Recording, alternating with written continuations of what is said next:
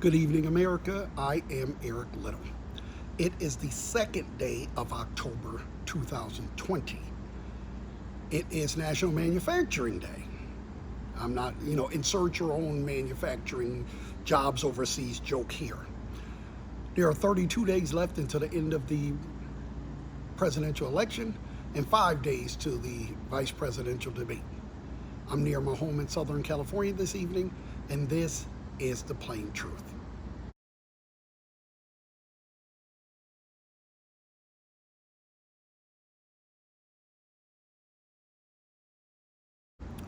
So, the president says that he and the first lady have contracted coronavirus. Did you notice what I just said? The president says he's contracted coronavirus. That's where we are in America now. You know, when you're dealing with a White House that's told 27,000 lies, you just don't know what to believe. This is where we are. We are half the country that say, oh my God, the president has coronavirus. I'm sorry, I hope he gets better. And the other half of the country going, yeah, I don't believe it. That's where he's brought us to. I don't know if he has coronavirus or not. I hope if he does, I hope he gets better, all that stuff. I know a lot of you woke up to that news this morning. I'm on the West Coast, so I found out about it before I went to sleep. Everybody, I know some of you expect me to like gloat. I'm not going to do that. At the end of the day, he's a human being, and you don't want any human being to be hurt or injured or sick or die. But, this is a man who spent the better part of 6 months telling people not to wear masks. It's a hoax. Social distancing. Don't social distance. Having rallies in states that are having, coronavirus peaks. Oh, by the way, Trump fans, you still think it's a hoax? It's hard to feel sorry for you. I want to, but it's really hard to feel sorry for you. They even yesterday, when they found out Hope Hicks, who's in close proximity to the president every single day, they found out that she had tested positive for coronavirus as they were getting on a plane to go to New Jersey yesterday. They still went. They still held the fundraising event with all these multimillionaires and billionaire people in an enclosed room with no mask, knowing he'd been exposed to Hope Hicks. This is what I'm talking about, the irresponsibility. You could have postponed that fundraiser by a day or two to make sure you were good. This is the kind of thing I'm talking about. Now, for those of you who know I don't like Donald Trump, are like, oh, yeah, I'm sure he was happy this morning. No, this is what I'm going to say to you. Whoever's taking care of Donald Trump, whatever, if he's at Walter Reed, or if it's a private doctor, or Ronnie Jackson, or the military, or the Navy, or whoever, whatever doctors and nurses are taking care of Donald Trump right now, I want you to look at me and listen.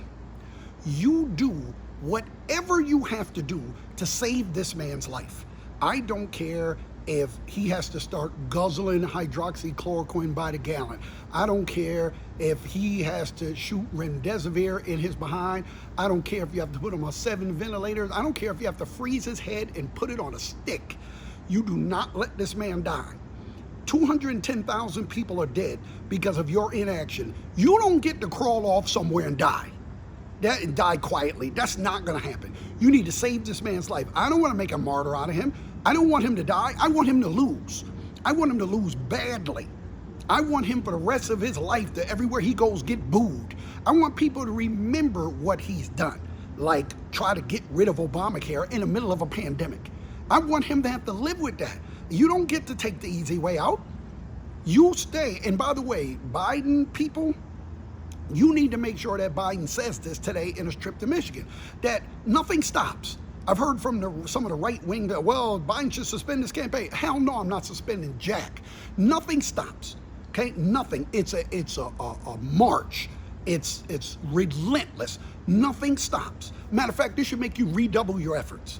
We can't trust him. I don't know what he has, and we don't care. We need to keep going forward. If you were thinking of making 100 phone calls for Joe Biden today, make 200. If you were going to vote tomorrow, you're planning on voting, vote today. Nothing stops, and he needs to make that clear.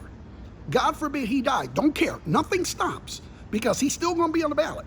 And we don't want Mike Pence taking over either. So nothing stops. You need to work even harder now. This is not the end. It doesn't matter. If he has it or not, nothing stops. You keep right on doing what you're doing. I actually read a tweet from September, I want to say the 18th, where somebody tweeted that Trump's October surprise is he's going to say he contracted COVID early in October, and then 2 weeks later, miraculously, due to hydrochloroquine, he's cured. I don't know if that's true or not, but it's an amazing tweet if he's right. I also have been hearing people this morning saying that, they see what's going on in Pennsylvania, they see what's going on in Texas, and that the Republicans know they're in for a landslide loss. And he doesn't want to deal with that. So this is his way of saying, well, I had to resign due to my health. So I didn't lose. Joe Biden didn't beat me. I didn't lose. I had to resign because of my health. Who knows?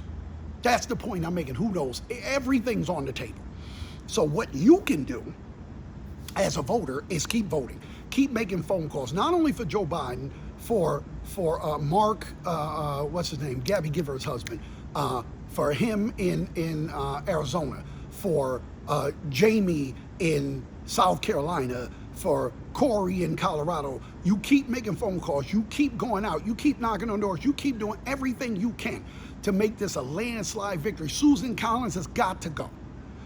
You don't let this stop you. Nothing deters you. Remember when I told you about 2 months ago? I don't care if you're 18 or 80, blind, crippled, or crazy. If they can't walk, drag them. There's no excuses. No days off. No, we're not suspending nothing. I feel sorry for you if you do have the coronavirus, but that's your problem and it's your fault, and you put yourself in that situation by continuing to go to these things with no mask. I hope you feel better if you do have it, but nothing stops. Nothing stops. And that's how you defeat not only Trump, but Trumpism. You have to send a message to all those mini Trumps out there that this is not the way we run a country, and no, you're not going to do this. We're never going to go through this again. And that is the plain truth, as I see it. And I am Eric Little. Good night. Have a great weekend.